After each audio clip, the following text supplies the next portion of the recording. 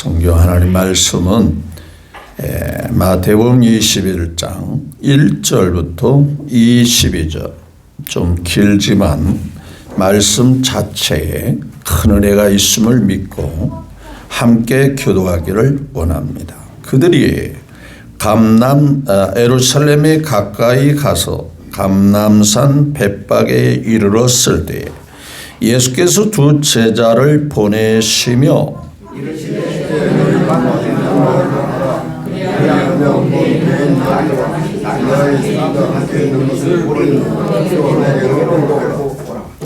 만일 누가 무슨 말을 하거든 주가 쓰시겠다 하라. 그리하면 즉시 보내리라 하시니,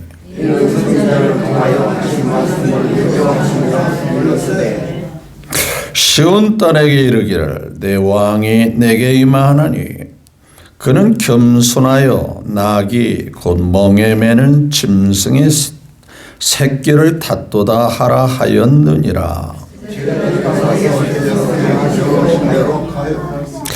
나귀와 나귀 새끼를 끌고 와서 자기들의 겉옷을 그 위에 얹음에 예수께서 그 위에 타시니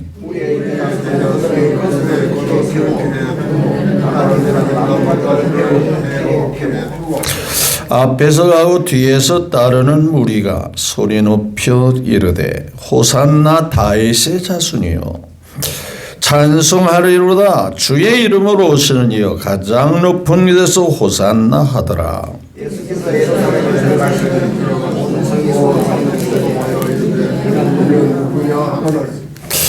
무리가 이르되 갈릴리 나사렛에서 나온 선지자 예수라 하니라.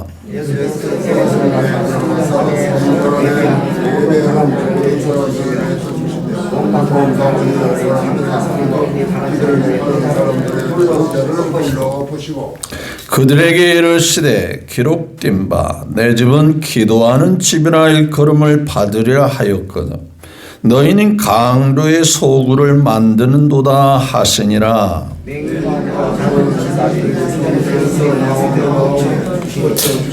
제사장들과 서기관들이 예수께서 하시는 이상한 일과 또 성전에서 소리질러 호산나 다윗 자손이 하는 어린이들을 보고 노하여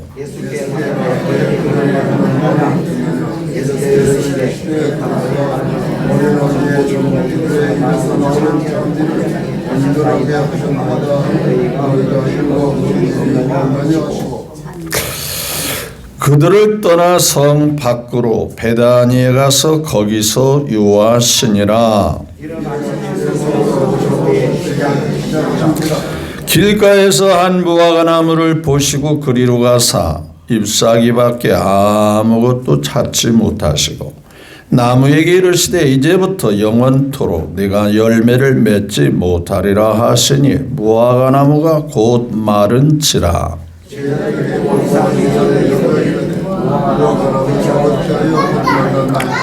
예수께서 대답하여 이르시되 내가 진실로 너희에게 이르노니 만일 너희가 믿음 있고 의심하지 아니하면 이 무화과 나무에게 된 이런 일만 할 뿐 아니라 이 산더러 들려 바다에 던져지라 하여도 될 것이요.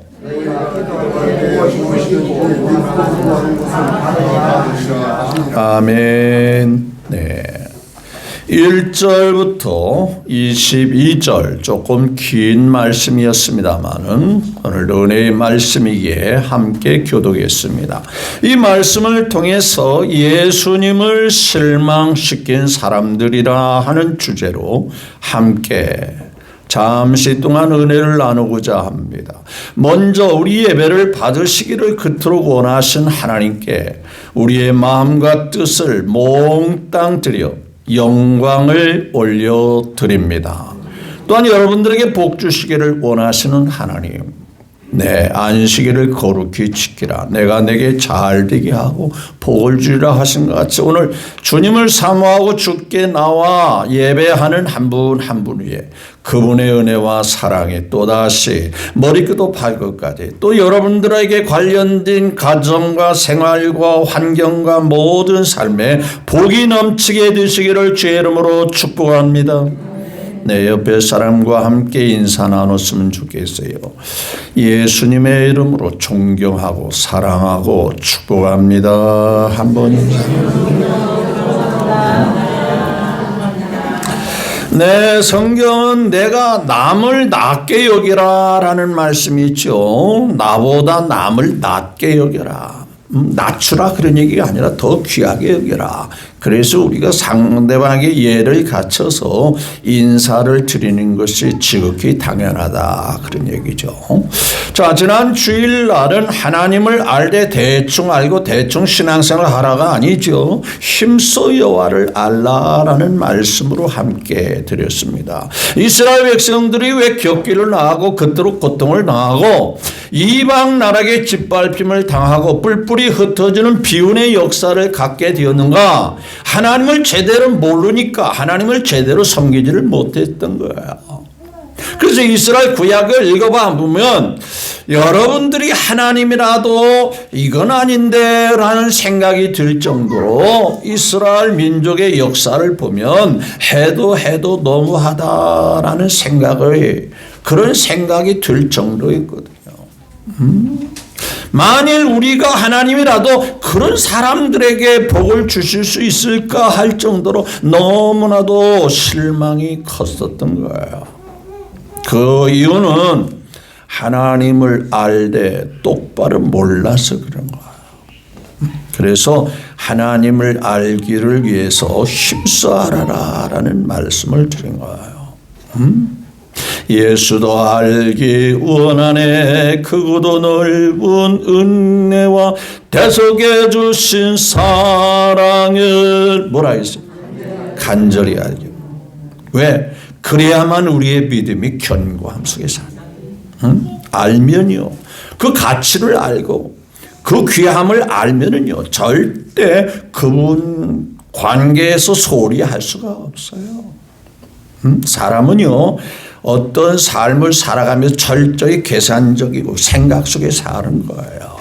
이게 유익한지 이게 유익하지 않은지 나에게 도움이 될지 안 될지 친구를 사귀어도 그렇고 무슨 일을 해도 나한테 도움이 안 되면 순간적으로 그것을 저버릴 수 있는 거예요. 따라서 예수 믿는 가치성을 따진다고 생각할 때 예수님 안에서 사는 것보다 귀한 게 어디 있겠냐. 그걸 알면 그걸 내가 확신한다면 우리의 믿음 생활은 결코 소홀히 할 수가 없다 그 말이죠. 찬송가 가사 그대로 주 예수보다도 귀한 것은 없니 이 세상 부귀와 바꿀 수 없네. 그냥 찬송 듣기 좋라는 찬송 아니에요. 실제적인 삶 속에 내 인격 속에 우러나는 신앙의 고백인 거예요. 그렇죠. 예수님보다 귀한 것도 없죠. 그래서 베드로가 그랬죠. 주여 영생의 말씀이 영생의 주체가 되시는 주님이 계신데 우리가 어디로 가겠습니까? 그런 고백을 누가 시켜서 가르쳐서 한 게 아니고 깨달아 주니까 그렇다는 얘기예요. 자, 오늘 말씀을 통해서 예수님을 실망시킨 사람들이라는 주제로 함께 은혜를 나눈다라고 했습니다. 자, 실망의 반대는 뭐예요? 기쁨이죠. 그렇죠. 그렇다면 예수님을 실망시키는 사람들이 될 것인지 아니면 반대로 주님의 기쁨의 사람이 될 것인지 라는 이 말씀을 들으면서 우리 스스로가 선택을 해야 할 것입니다. 자, 예수님께서 기뻐하고 칭찬한 사람들이 있었죠. 그분이 돈이 많다. 뭐 인격이 훌륭하다. 그래서 예수님이 칭찬하고 기뻐하지 않았어요. 뭘 기뻐했는가 봤더니 믿음을 기뻐하시더라는 거예요. 그가 가지고 있는 믿음이 예수님께서 딱 인정하는 믿음을 갖고 있을 때 예수님이 매우 칭찬하시고 좋아하시더라고요. 이를테면 가나안 여인이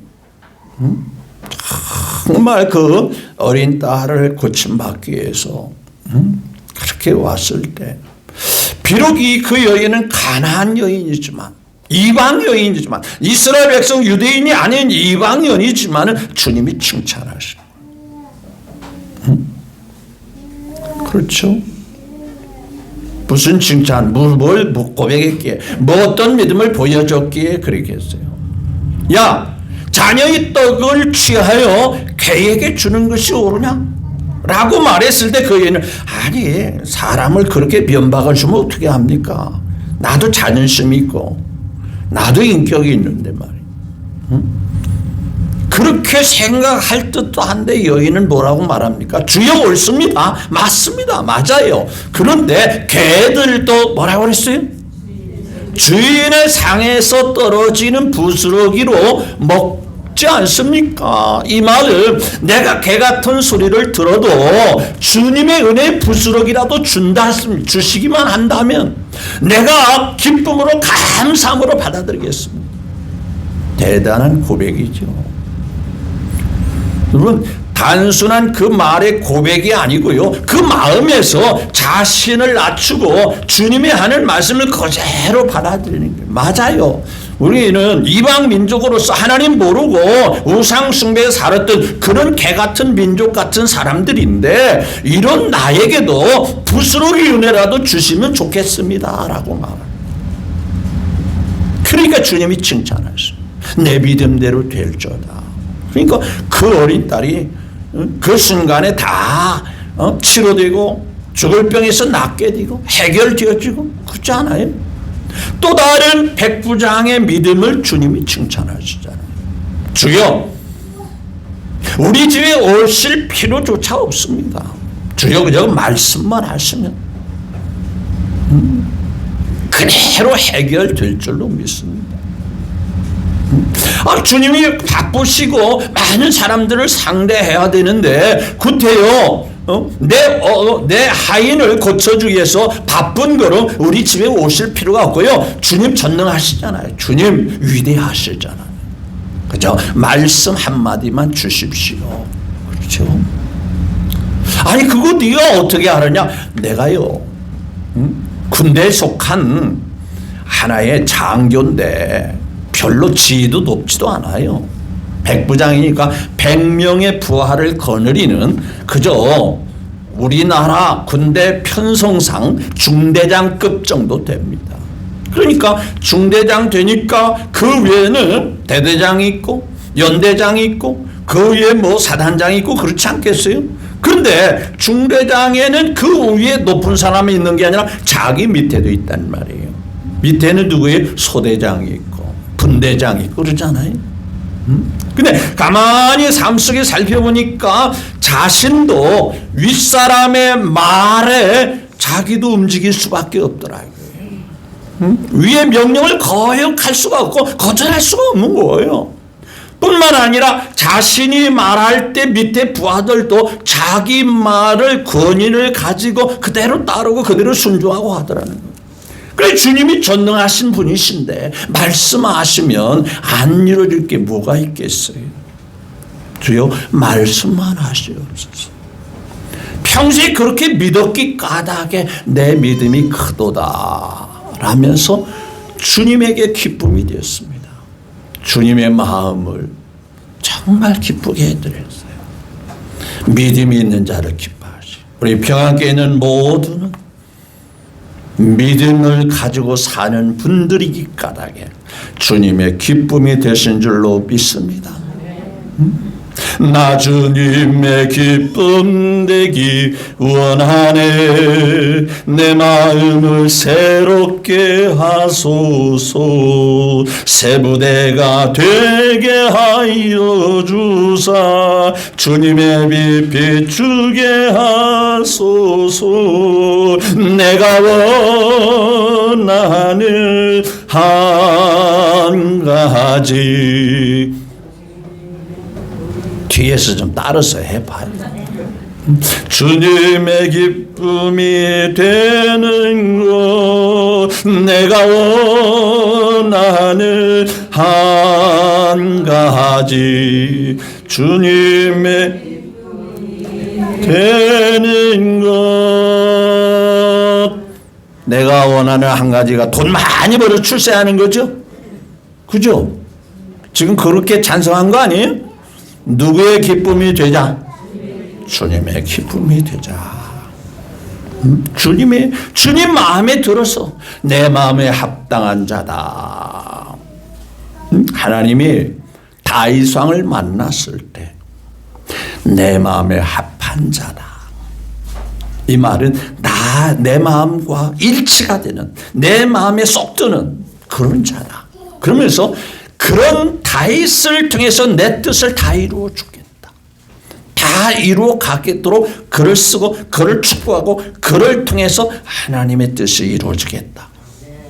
여러분, 주님의 마음에 합당한 자가 되시기를, 주님의 마음에 기쁨이 되어지는 모두가 되기를 다시 한번 예수님의 이름으로 축복합니다.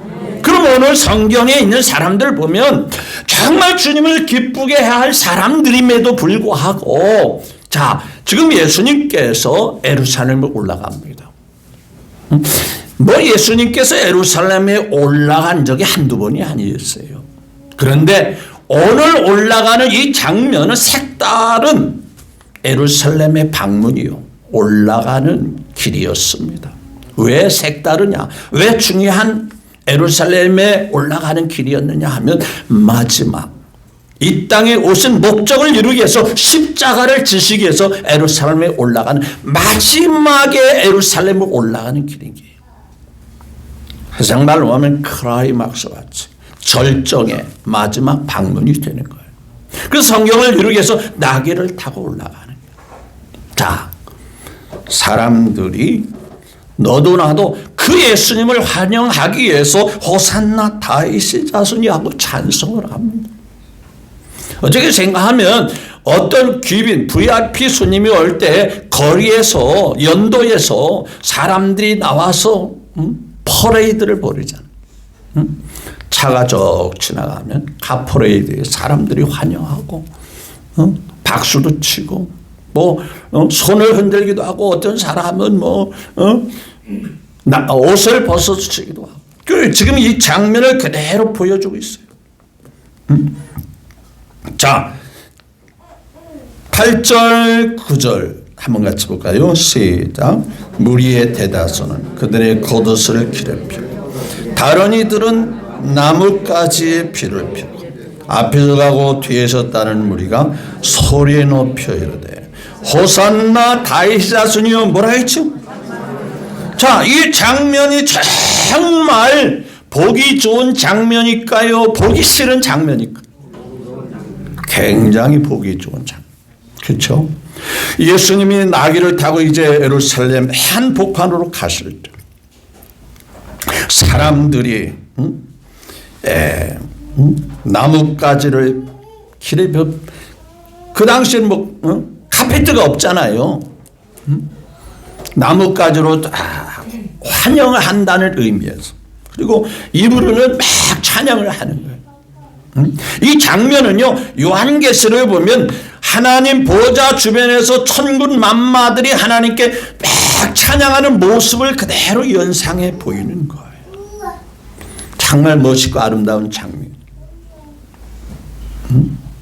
여러분의 삶 속에서도 하나님을 찬양하는 삶이 끊임없이 이어져 갈 수 있기를 주님의 이름으로 부탁을 드립니다. 내 일생 소원은 늘 뭐하면서? 찬송하면서. 그렇죠? 찬송하면서. 은혜가 충만한 사람의 특징은 늘 입가에 찬양이 흘러나온다는 거예요. 자신도 모르게 찬양이 흘러나오는.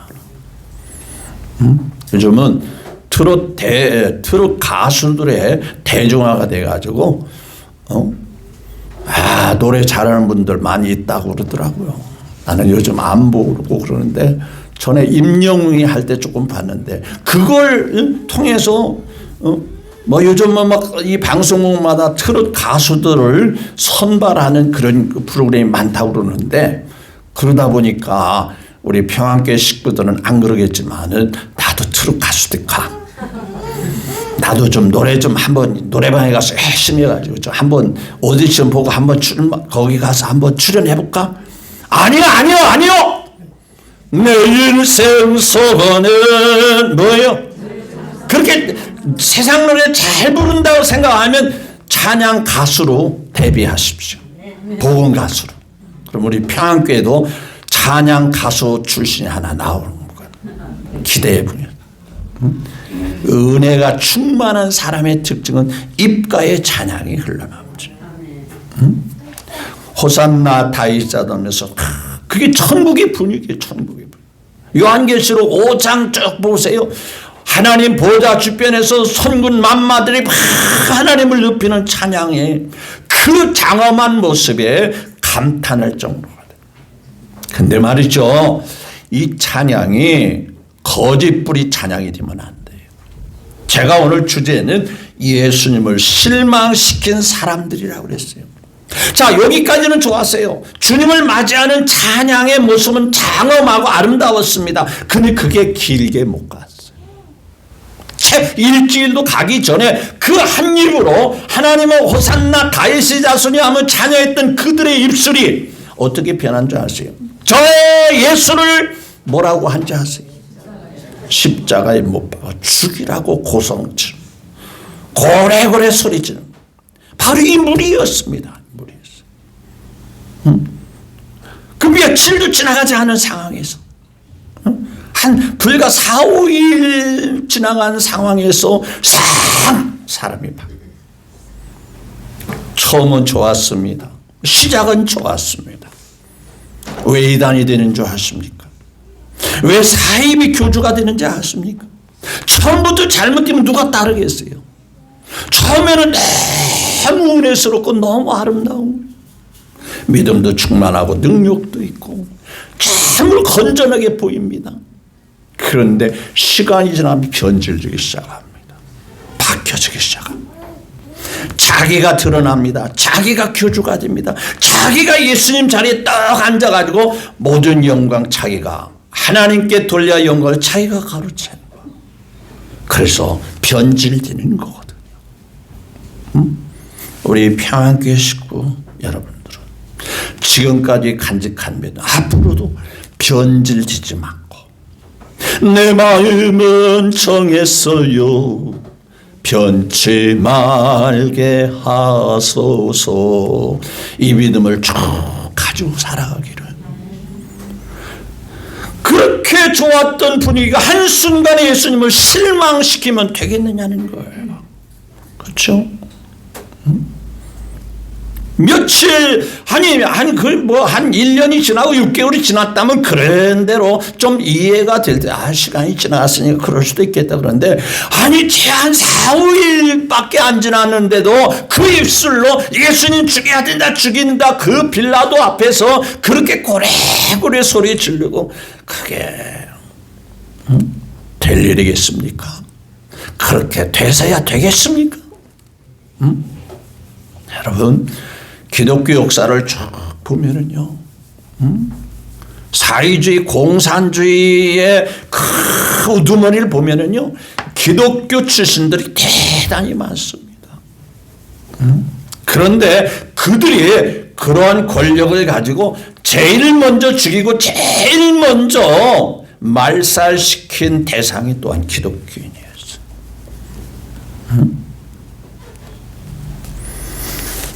다 변질되면 그렇게 됩니다. 왠지 아세요? 마귀가요, 아예 시원찮아 건들지 않습니다. 어정쩡한 사람을 통해서 그 작업을 하게 되는 거예요. 그래서 설무당이 뭐 한다고 그러죠? 예수님을 제대로 못 믿는 설무당 같은 자들이 오히려 주님을 십자가에 못 박되 교회를 망가뜨리고 수많은 사람들을 고통의 도가니에 집어넣는 그런 일을 하는 거예요. 이 호산나, 자기들이 길가에 나뭇가지를 비고 옷을 벗어서 막 환영했던 그 입술이 어느새 하나씩 둘씩 변질되면서 예수님을 십자가에 못 박으러 고래고래 소리죠. 사람은 사랑의 대상입니다. 그래서 예수님이 요한복음 2장 마지막 부분이니까 많은 사람이 예수님을 따랐으나 예수님은 그들을 믿지 아니하였으니 이는 그들의 마음의 속을 아셨음이니라 라고 말합니다. 사람의 속은 언제 어떻게 달라질지가 모르더라는 거예요. 어떻게 변할지가 모른다는 거예요. 여러분, 혹 여러분의 마음속에 누구는 내가 믿을 수 있어, 이 사람은 확실해. 아니요. 그 생각 내려놓으세요. 내가 믿고 의지할 분은 오직 주님밖에 없다. 정확한 답이 있습니다. 그분은 내가 도와주고, 그분은 내가 그저 배려해주고 아끼고 사랑하는 분이지, 그분을 내가 기대하기 위해서 내가 사귄다, 그분을 위해서 무언가를 기대하고 받기 위해서 내가 관계를 유지는 아니요. 어저께 가까운 지인 목사님이 어머님이 돌아가셨다고 단톡에 많은 사람을 초청해가지고 그 단톡에 부고장을 알리는 거예요. 온라인 부고장을 알리는 거예요. 저도 그분을 잘 알고 또 이제 좀 가까이 지내는데 최근에는 좀 멀리 좀 한가운데에 관계 속에 있는데 이렇게 부고장인데 가만히 보니까 한 50-60명이 거기에 이제 초청이 됐어요. 그러면 거기에 초청된 단체 그 방이랬잖아요. 가만히 보니까 막 초청이 됐는데도 다 이렇게 아무 말도 없이 다 나가더라고요. 말 한마디라도 주님의 위로가 있기를 원합니다. 힘내시기를 원합니다. 어머님의 천국 가심에 허전함이 있겠지만 주님의 위로와 사랑이 있기를 원합니다. 그 한마디 해야 되는데 귀찮다 이거지. 모르겠어요. 뭐 나가는 이유가 다양하겠지만 제가 볼 땐 그랬어요.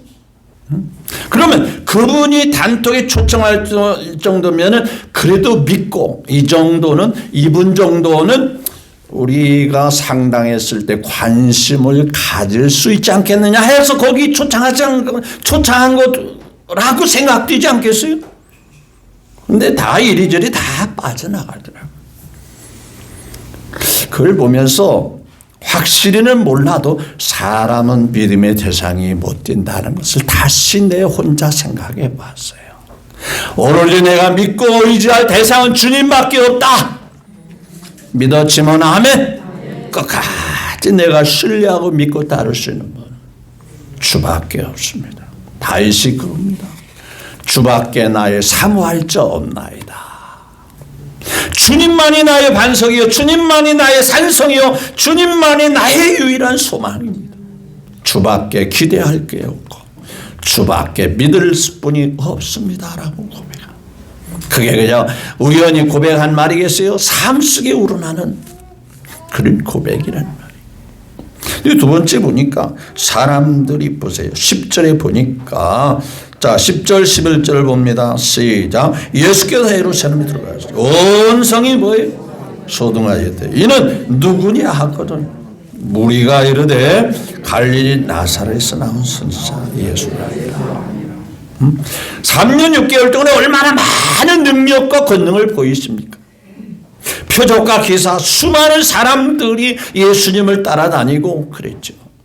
근데 막상 보리떡 5개, 물고기 2마리, 죽은 자 살리고 병든 자 고치고 군대 귀신 들린 자 귀신을 쫓아내고 이런 소문이, 이스라엘 나라가 큰 나라도 아닌데 소문이 모든 사람이 다 퍼졌을까요? 퍼지지 않았을까요? 그런 소문들은 잘 퍼지지 않아요? 근데 여기 보니까 예수님이 들어오시니까 마귀 타고 예루살렘에 들어오니까 온 성이 뭐라고 합니까? 성 안에 있는 모든 사람들이 뭐 했대요? 소동했다라는 거예요. 뭔 일이야 하고 관심이었어. 무관심. 여러분 이 장면이 언제도 그런지 아세요? 예수님이 태어날 때도 그랬어요. 동방에서 박사들이 별을 따라서 예수님의 탄생을 찾아왔는데 아니 유대인의 왕으로 나시니가 어디 있냐 했더니 예루살렘 성이 소등했다라고 말해. 아니 그런 왕이 어디 있다는 거야 하면서 소등하고 믿고 따르고 순종하는 마음은 전혀 없는 거예요. 무관심한 사람. 주님을 또다시 실망시켜. 여러분 이 시대는 무감각의 시대, 무관심의 시대라고 말합니다. 여러분 신앙만큼은 무관심이 아니라 뜨겁게 관심을 가지고 믿음으로 전진하며 살아갈 수 있게 되기를 주님의 이름으로 축복합니다. 교회에서 무슨 행사를 한다? 무관심이 아니에요. 내가 일정한 부분을 내가 그 자리에 조금이라도 역할을 해야 되겠다. 그것이 주님을 위한 일이란 말이죠. 주님의 일정한 부분에 내가 참여하는 결과를 가져오게 되는 거예요. 소동한다, 시끄럽다. 야 도대체 누가 와 이렇게 섞이는 거야? 여기 보니까 나사렛 예수 선지자라고 해도 관심이 없어요. 알려줘도 관심이 없어요. 또다시 종교 지도자들 때문에 주님이 실망하는 거예요. 자 보실까요? 12절 시작. 예수께서 성전에 들어가서 성전 안에서 뭐해요?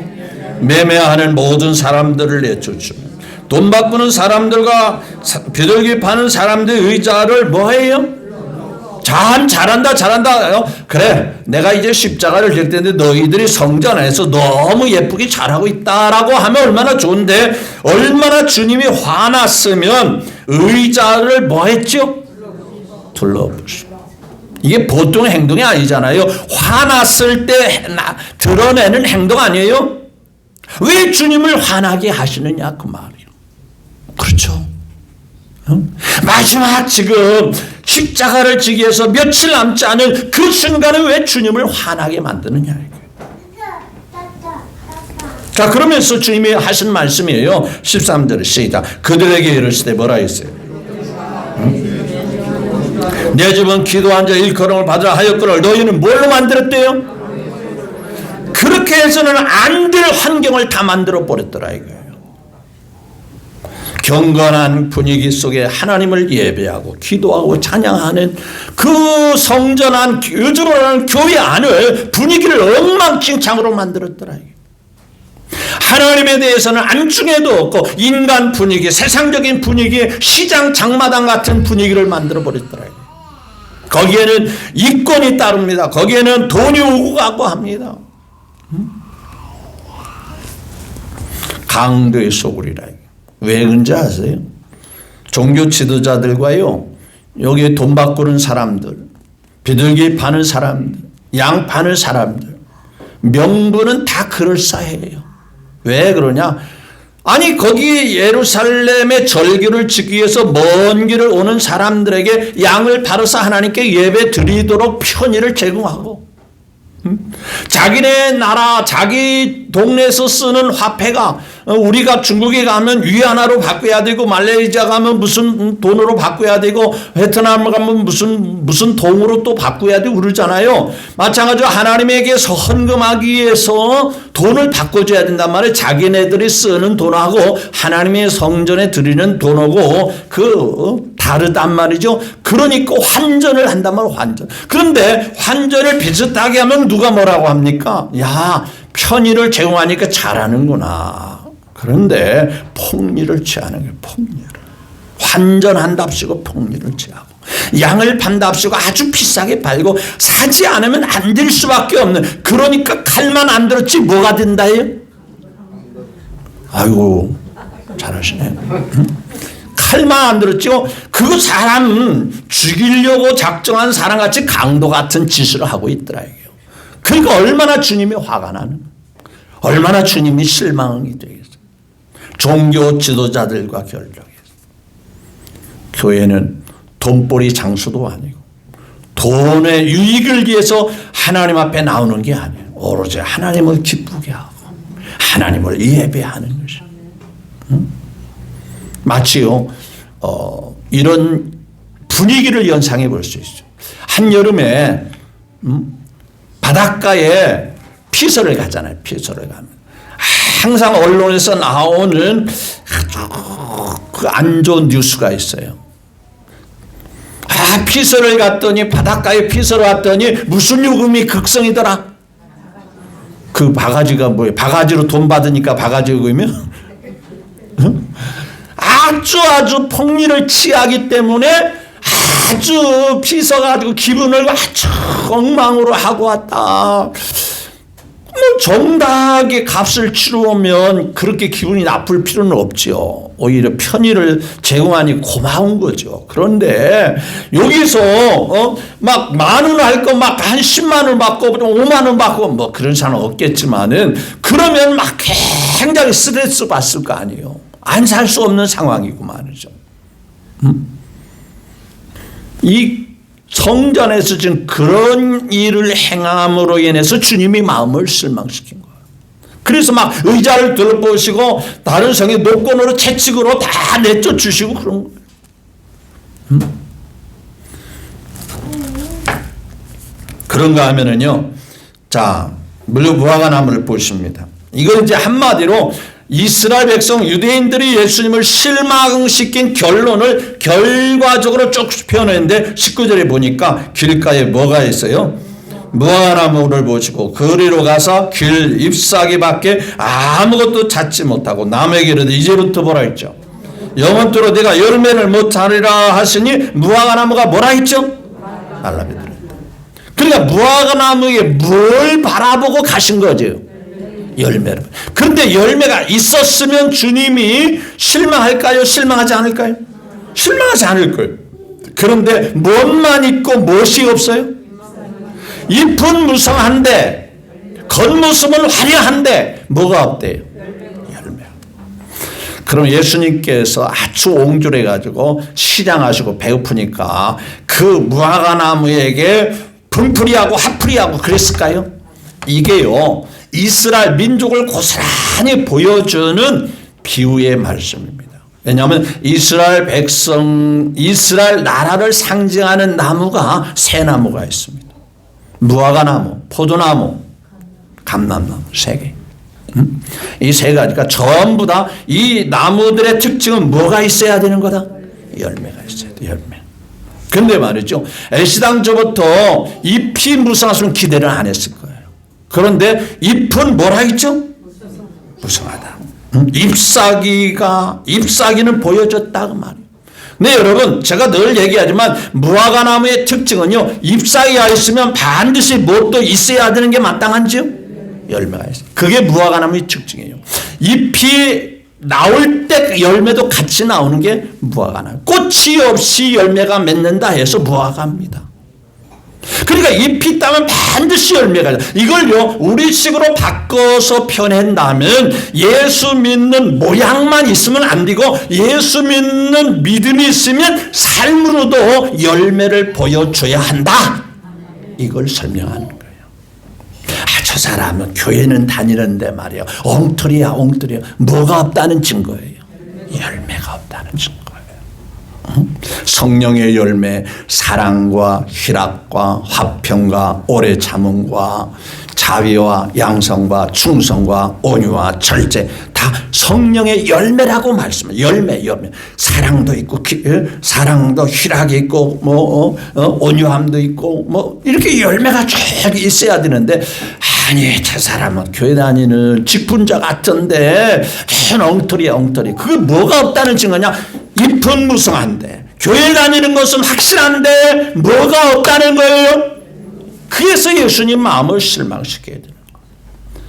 그래서 애매한 나무를 저주한 게 아니라, 야, 그러려면은 하나님 앞에는 무관한 자가 되는 거야. 쓸모없는 나무같이 쓸모없는 사람이 되는 거야.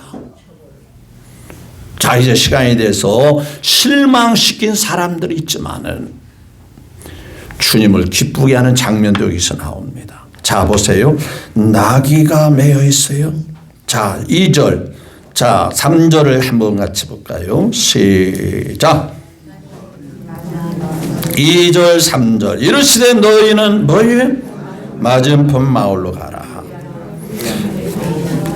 그리하면 매인 나귀와 나귀 생과 함께 보리니 풀어내게로 끌고 가라.